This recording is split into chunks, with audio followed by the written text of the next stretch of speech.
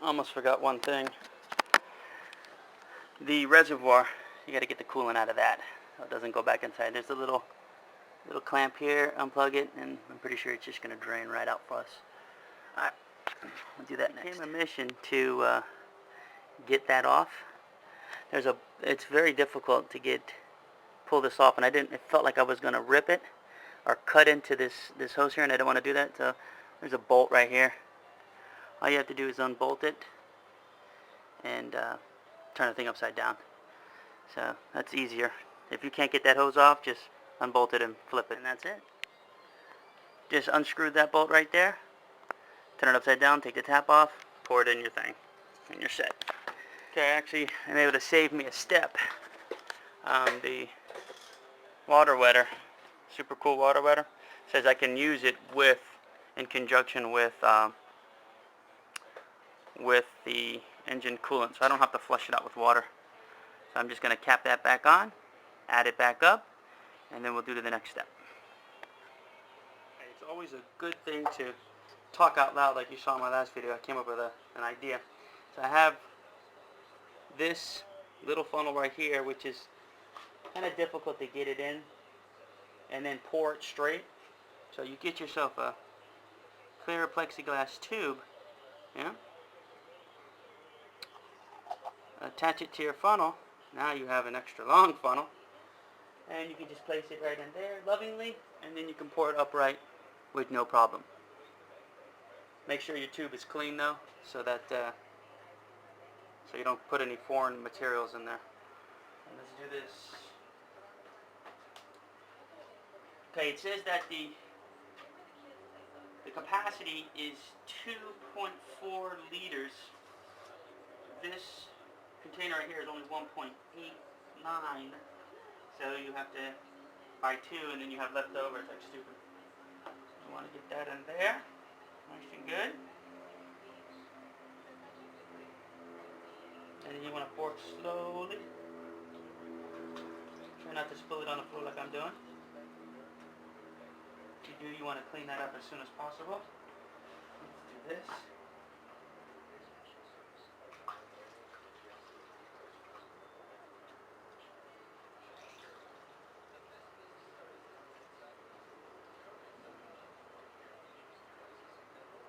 For some reason I'm losing a lot of it from the pouring. Whoop.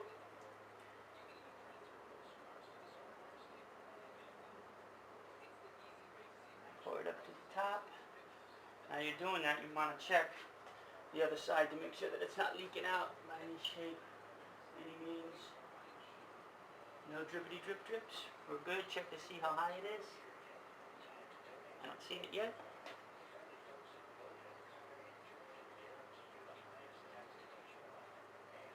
Okay. And then continue to pour.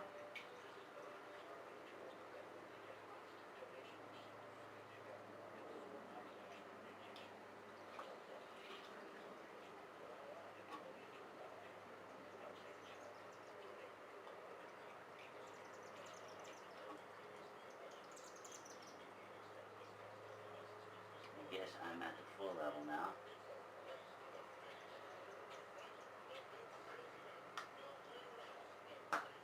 Okay, so now what you want to do is support the bike upright, and you got to shake it, tilt it to the left, tilt it to the right, to get any air that's trapped inside the circuits of the radiator, inside anything. You want to get all the air trapped out, fill it back up, and then we start it up, and then we'll bleed out the air from the airline.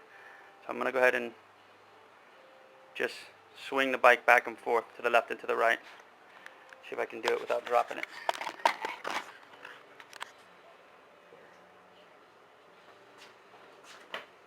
And you just lower it off your pit bull stand very carefully.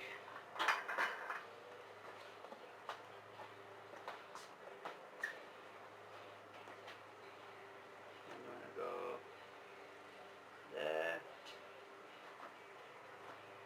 right, very slowly. You don't need to do jerking motions or anything like that. You just want to get it in and around.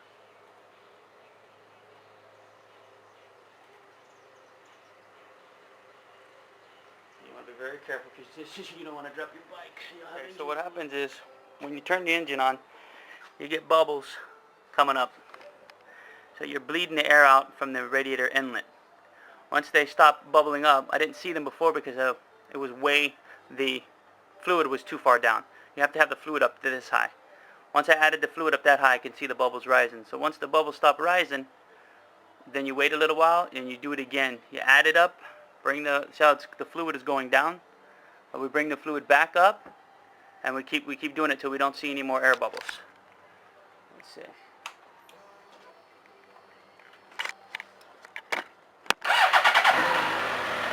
So you see, it still's got the bubbles. Still doing the bubbles.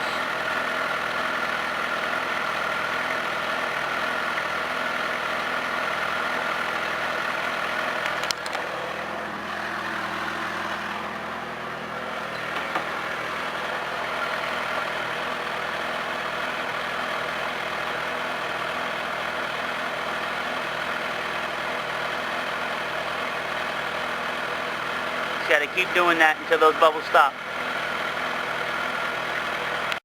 Okay, so now what we're going to do is we're going to make sure that air is bleeding out from the air bleeding bolt right here.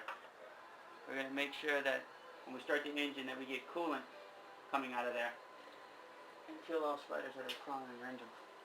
So you want to have this bucket again back underneath it. Make sure that the water there.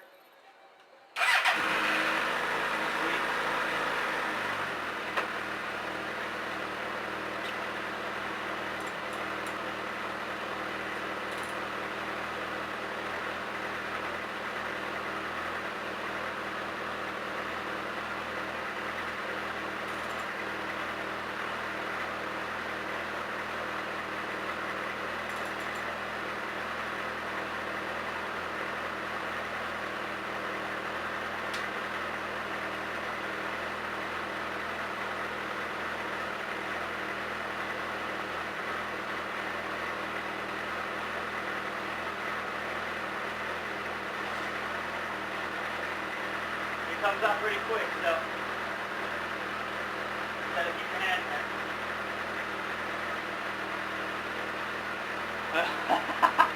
Alright. Once you have no air coming out of there, then you're gonna refill it back up. Alright, that other step that I did by removing that bolt, you're not supposed to remove it. It's just supposed to be loosened to make sure that the coolant flows out. So you just loosen it a little bit to see coolant coming out. Once coolant's coming out, that's it. That's all you need. Close it back down and you're good to go. Once you heat up and cool down the bike several cycles, just double check to see that the water level stays at the top, and then you can cap it off. That's it. And then you're going to fill up the reservoir. Next we're going to fill up the reservoir to the full line. Right in between the full line and the non-full line, which are these two lines right here. So we want to get it like right in the center, and then you're good to go. She's done. She's all done with a little bit of, with not that big deal, not many problems. Okay, so it's all done. All the hoses are back on. I've started it, let it cool down about 4 or 5 times, and it's basically taken me 1 and about almost a half of a second one to get it filled. But I also filled it up to the reservoir line. The line mark is in the back. So low, high, just stick it somewhere in between and you're good to go. Alright, next step, I gotta put all the bearings back on, and May 22nd is the date that she hits the track. Alright guys, get at you later.